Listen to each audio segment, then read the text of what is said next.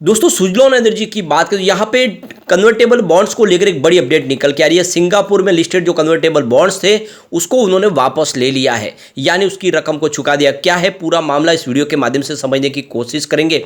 दूसरी तरफ देख सकते हो कि कल भी हमने डिस्कस किया था, इनको एक बहुत बड़ा ऑर्डर मिला है और इनकी ऑर्डर बुक लगातार बढ़ रही है। पिछले एक महीने के अंदर देखें तो 2-3 ऑर्डर इनको मिल चुके हैं। बड़े बड़े कॉर्पोरेट हाउस इनके क्लाइंट बन चुके हैं। इंडिया के जितने भी बड़े बड़े जो इन्वेस्टर हैं जो इस समय विंड एनर्जी सेक्टर में एंट्री कर रहे हैं, वो विंड टर्बाइन निर्माण से लेके उसको इंस्टॉल करने का और उसके लिए सर्विस मेंटेनेंस का काम सारा का सारा सुजलॉन को सौंप रहे। यानी सुजलॉन के लिए राह बहुत आसान हो रही है। इस समय ब्ले प्राइस इसकी नीचे हो, लेकिन आने वाले समय एक ज़बरदस्त तेजी का दौर जरूर शुरू होगा। और एक तरह से देखें तो ये 8 रुपीज़ के आसपास इसमें खरीदारी का मौका बन ही रहा है, क्योंकि स्टॉक इसके नीचे जाता नहीं है। जैसे 8 के नीचे जाता है फिर से एक बाउंस बैक के बाद 8 पे आ ही जाता है। तो क्या इस समय इन्वेस्टमेंट करना चाहिए? यहाँ पे कुछ बड़ी अपडेट निकल के आ रही है जिसको इस वीडियो के माध्यम से डिस्कस करेंगे।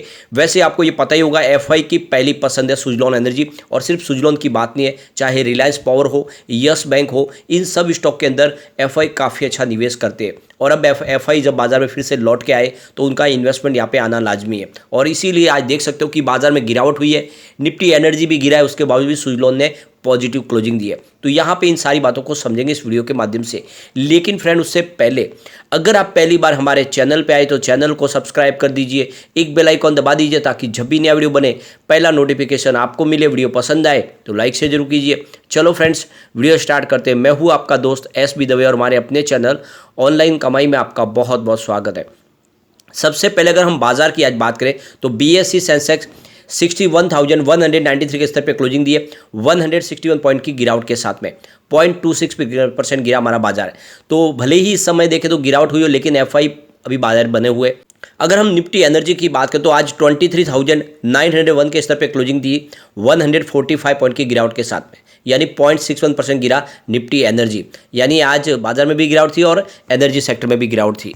अब सुजलॉन एनर्जी की बात करें, स्टॉक की शुरुआत 8.10 पर हुई, यानी जो कल की क्लोजिंग थी वहीं पर शुरुआत हुई। इंट्राडे में 8 का लो भी बना, यानी स्टॉक 8 तक गया, नीचे थोड़ा गया, लो में गया जरूर क्योंकि दबाव था, लेकिन अच्छी बात है कि 8 के सपोर्ट को नहीं तोड़ा और हाई बना 8.30 का, यानी काफ़ी अच्छा स्टॉक दौड़ा भी। 8.15% की 8.15 की अंतरिम क्लोजिंग थी, 0.62% की तेजी के साथ में इसने क्लोजिंग दी है। तो ये तो आप देख सकते हो कि एक तरफ तो निफ्टी एनर्जी में आज गिरावट थी, उसके बावजूद भी सुजलॉन एनर्जी का स्टॉक काफ़ी अच्छा दौड़ा है और इंट्राडे में 8.30 का इसने हाई भी बनाया। अब वॉल्यूम देख सकते हो, पिछले एक महीने पहले इसका 7 करोड़ का वॉल्यूम था, 2 करोड़ की डिलीवरी उठाई गई थी। 1 वीक पहले 10 करोड़ का वॉल्यूम होता, 3 करोड़ की डिलीवरी उठाई गई थी, और कल इसका 8 करोड़ का वॉल्यूम होता, 3 करोड़ की डिलीवरी उठाई गई थी, और आज भी 7 करोड़ का वॉल्यूम। तो वॉल्यूम में काफ़ी अच्छी खासी वृद्धि हुई है। बाजार के लिए जो सबसे अच्छी खबर है कि एफआई लगातार खरीदार बने हुए, आज भी उन्होंने खरीदारी की है। कल देख सकते हो कि 1,997 को बीच की उन्होंने खरीदारी की थी और आज उन्होंने 1,338 को बीच की खरीदारी की है। तो इस मई महीने में उन्होंने करीब 3,335 को बीच का उन्होंने ऑलरेडी इन्वेस्टमेंट कर लिया है। तो एफआई बाजार में फिर से अच्छी तरह से लौट आए। अब यहाँ पे एक बड़ी अपडेट निकल के आ रही है, सुजलॉन एनर्जी ने एक बड़ा फैसला किया। यहाँ पे देख सकते हो फॉरेन करेंसी कन्वर्टेबल बॉन्ड्स थे जो 2032 में ड्यू होने वाले थे, उनको पहले समय से पहले ही उसकी रकम को चुका के उन बॉन्ड्स को वापस ले लिया है, यानी उसको कैंसिल कर दिया है बॉन्ड्स को। तो यहाँ पे कंपनी की तरफ से कहा गया है कि उनकी जो इंटायर जो आउटस्टैंडिंग थी जो FCCBs की, वो प्रिंसिपल अमाउंट थी उसकी करीब $5,29,338.11 की, और जिसमें आप देख सकते हो कि जो इंटरेस्ट पे करना था इनका 1.25% का पर एनुअल इंटरेस्ट पे करना था। और इसमें जो आउटस्टैंडिंग थी जिसमें आप रोक देखें 1,378.4 करोड़ की, उसका जो अमाउंट बन रही थी वो सारे के सारे अमाउंट को पे करके उसको जो कन्वर्टेड बॉन्ड्स थे फॉरेन करेंसी के उनको वापस ले लिया है। तो यहाँ पे देख सकते हो कि FCCB ने जो उस बॉन्ड्स को है कैंसिल कर दिया है और सिंगापुर एक्सचेंज में जो लिस्ट थे उसको वहाँ से हटा दिया है, उसको डीलिस्ट कर दिया है। यानी एक तरह से देखें तो इन्होंने एक बड़ा अपना टेंशन खत्म कर दिया है और जो समय से पहले ही वो आउटस्टैंडिंग को क्लियर करके वहाँ से जो कन्वर्टेबल डिबेंचर बॉन्ड्स थे जो फॉरेन करेंसी के, उनको वापस रिडीम कर लिया है। यानी एक तरह से एक बड़ा फैसला किया गया है। यानी सुजलॉन एनर्जी के पास इस समय कुछ कैश आ रहा है तो उसका इस्तेमाल वो करके अपने ऐसे कुछ बॉन्ड्स हैं जिनको आने वाले समय जो रकम है उनके लिए थोड़ी तकलीफ हो सकती है उसको क्लियर कर रहे। ये एक बहुत बड़ा फैसला है और काफ़ी अच्छी गुड न्यूज़ है। यानी एक तरह से देखें तो सुजलॉन एनर्जी लगातार पॉजिटिव स्टेप उठा रहे। इससे पहले भी देखें तो उनका जो बैंकों का सारा कर्ज था, अलग अलग 14 बैंकों से जो उन्होंने कर्ज लिया था, वो सारा का सारा कर्ज है इस समय सरकार की जो पावर सेक्टर की 2 फाइनेंस कंपनियां हैं उन्होंने अपने पर ले लिया है, यानी बैंकों को फ्री कर दिया गया। अब बैंकों को एक पैसा नहीं चुकाना सुजलॉन को, वो सिर्फ सरकारी पावर फाइनेंस कंपनियों को चुकाना है, और वो भी 2030 तक उनको समय सीमा बढ़ा दी गई है। इंटरेस्ट रेट भी कम कर दिया गया है, यानी काफ़ी अच्छी राहत है जो मिल चुकी है सुजलॉन को, और आने वाले समय इसका बेनिफिट भी देखने को मिल सकता है।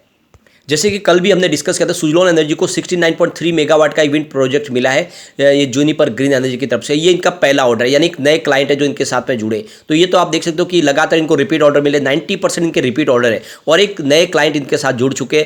और आप देख सकते हो कि 3 मेगावाट का ये जो एक जो है विंड टर्बाइन के हिसाब से इनको ये सारा का सारा प्रोजेक्ट कंप्लीट करके देना है। और आप देख सकते हो कि इससे पहले भी हम देखें तो ऑलरेडी हमने 4-5 दिन पहले देखा था कि इनको लगभग एक 49 मेगावाट का एक और प्रोजेक्ट भी मिला है। लगातार इनके ऑर्डर बुक मजबूती के साथ आगे बढ़ रही है। और जब से देखें तो सुजलॉन के नए सीईओ बने जेपी छलसानी, उसके बाद में इनका कामकाज और तेज़ी से बढ़ने लगा। इनके अनुभव का इनको फ़ायदा भी मिल रहा है। और वैसे भी अगर आप देखें तो सुजलॉन बिल्कुल पटरी पे है, क्योंकि सुजलॉन विंड एनर्जी सेक्टर की इंडिया की नंबर 1 कंपनी है, और सरकार ने जो अपना गोल सेट किया उसको पूरा करने के लिए सुजलॉन का बड़ा योगदान जरूरी है। अब आप ये देख सकते हो कि इसका फ़ायदा आप देखने को मिलने लगा है कि जिस तरह से सुजलॉन में एक तरह से ये जो नए नए जो ऑर्डर इनको मिल रहे, ये आने वाले समय इसके कारोबार को बहुत तेज़ी से आगे लेके जा सकते। और आप ये समझ सकते हो इसकी प्राइस बहुत नीचे, 8 रुपीज़, यानी इसकी प्राइस बहुत नीचे। 379 से टूटते हुए स्टॉक 8 पर आया है। तो आने वाले समय इस पर प्राइस बढ़ने की संभावना काफ़ी ज़्यादा है। और हमने देखा है पिछले कई समय से, 2-3 महीनों से अगर आप ट्रैक करेंगे स्टॉक को तो आपको पता होगा 8 के नीचे कभी नहीं जाता है। जैसे ये 7.5-7 तक जाता है, एक झटके में फिर से 8 पे आ जाता है। तो ये 8 की प्राइस तो इसकी एक तरह से बॉटम बन चुकी है, और अब ये ऊपर जाने को तैयार है। जल्दी इसमें एक तेज़ी का दौर भी शुरू होगा। आज कुछ बड़ी बड़ी डील हुई है जिसमें बिकवाली भी है और ख़रीदारी भी है। आप देख सकते हो सुबह बाजार खुलते ही 9:18 पर 8.15 की प्राइस से देख सकते हो करीब 13,37,000 शेयरों की एक खरीदारी हुई। उसके बाद 9:29 पर 8.30 की प्राइस से 16,09,000 शेयरों की एक और बड़ी खरीदारी हुई। फिर उसी समय 9:29 पर 8.25 की प्राइस से 28,80,000 शेयरों की एक और बड़ी खरीदारी हुई। लेकिन फिर 9:29 पर 8.20 की प्राइस से 30,65,000 शेयरों की एक बिकवाली हो गई। उसके बाद देखें तो 10:52 पर 8.20 की प्राइस से 12,91,000 शेयरों की एक बड़ी खरीदारी हुई। उसके बाद 11:28 पर आप देख सकते हो 8.20 की प्राइस से 21,16,000 शेयरों की फिर से बिकवाली हुई। फिर 1:22 पर आप देख सकते हो 8.15 की प्राइस से करीब 19,10,000 शेयरों की एक बिकवाली हुई। तो बिकवाली भी काफ़ी है। इसके बीच में 1:33 पर आप देख सकते हो 8.10 की प्राइस से 25,87,000 शेयरों की फिर से एक बड़ी खरीदारी हुई। और उसके बाद अगर आप देखें तो 3:13 पर 8.10 की प्राइस से 13,13,000 शेयरों की एक बिकवाली हुई। तो खरीदारी और बिकवाली का जोर एक जैसा है, क्योंकि यहाँ पे देख सकते हो कि कुछ बड़े फंड हाउस ने यहाँ पे अपनी बिकवाली भी की है, और यहाँ पे कुछ बड़े फंड हाउस ने खरीदारी भी किया, और इसी वजह से आज कोई खास तेजी तो नहीं बनी। लेकिन जिस तरह से गिरते बाजार में तेजी बनी है, यह इशारा है कि एफआई इसमें निवेश जरूर कर रहे हैं। अब यहाँ पे देख सकते हो Q4 हमारे सामने आने वाला है। उसके पहले अगर हम Q3 की बात करें तो रेवेन्यू देख सकते हो कंपनी का 1.45 थाउजेंड करोड़ के आसपास था, जहाँ पे 9.26% की ईयर ऑन द बेसिस पर हमें गिरावट देखने को मिली थी। तो रेवेन्यू थोड़ा सा कम हुआ था ईयर ऑन द बेसिस पे, क्वार्टर ऑन क्वार्टर बेसिस पे तो काफ़ी अच्छा बढ़ा था। नेट इनकम की बात करें तो 78.36 करोड़ रुपीज़ के आसपास रही थी, जहाँ पे 107% की ईयर ऑन द बेसिस पे शानदार बढ़त देखने को मिली। डायलूटेड EPS 0.07 था, जहाँ पे 75% की ईयर ऑन द बेसिस पे जबरदस्त बढ़त देखने को मिली। और नेट प्रॉफिट मार्जिन 5.41% के आसपास रहा, जहाँ पे 129% की ईयर ऑन द बेसिस पे जबरदस्त बढ़त देखने को मिली। तो काफ़ी अच्छा प्रॉफिट बढ़ा था। और वैसे देखें तो पिछले एक साल में प्रॉफिट दुगुना भी हुआ था, और अब इस बार रिजल्ट का इंतजार है। रिजल्ट बेहतर रह सकता है, उसके पीछे वजह यह है कि काफ़ी अच्छे ऑर्डर मिल रहे हैं, इनकी ऑर्डर बुक काफ़ी मजबूत है। और सबसे जो बड़ी बात है, मेंटेनेंस का काम इनका बहुत तेज़ी से बढ़ रहा है, इसलिए इनको अदर इनकम भी मिल सकती है पुरानी वाली, जिस तरह से एक बार मिली थी पिछले 2 क्वार्टर के पहले, उसी हिसाब से अदर इनकम में भी संभावना बन सकती है। अब यहाँ पे इसकी रेटिंग देखें तो रेटिंग काफ़ी अच्छी है। मास्टर रेटिंग इसकी 5 स्टार में से 3 स्टार की रेटिंग है, जो एवरेज से अच्छी कही जाएगी। इसकी EPS स्ट्रेंथ देखें तो वो भी 5 स्टार में से 3 स्टार की रेटिंग है, जिसको हम एवरेज से अच्छा ही कहेंगे। इसके अलावा इसकी बायर डिमांड देख सकते हैं, वो 5 स्टार में से 4 स्टार की रेटिंग निकल के आ रही है, यानी बायर डिमांड के मामले में काफ़ी अच्छा लग रहा है। स्टॉक लोगों की पहली पसंद बना हुआ है। प्राइस स्ट्रेंथ इसकी वीक है, आप देख सकते हो 5 स्टार में से मात्र 2 स्टार की रेटिंग है, तो ये रेटिंग आपको यहाँ पे काफ़ी कमज़ोर दिखाई देगी। इसके अलावा अगर हम इसके ग्रुप रैंक के मामले में देखें तो यहाँ पर भी 5 स्टार में से मात्र 2 स्टार की रेटिंग है, तो ये रेटिंग भी आपको काफ़ी कमज़ोर दिखाई देगी।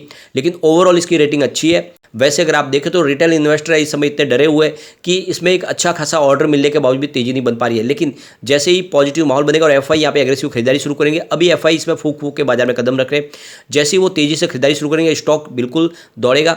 लेकिन फ्रेंड, कोई भी इन्वेस्टमेंट करने से पहले अपने फाइनेंशियल एडवाइजर से बारे में ले ले या अपना खुद का रिसर्च करें, क्योंकि मैंने वीडियो आपके एजुकेशनल पर्पज के लिए ही बनाया। वीडियो पसंद आए तो लाइक शेयर जरूर कीजिए और चैनल को सब्सक्राइब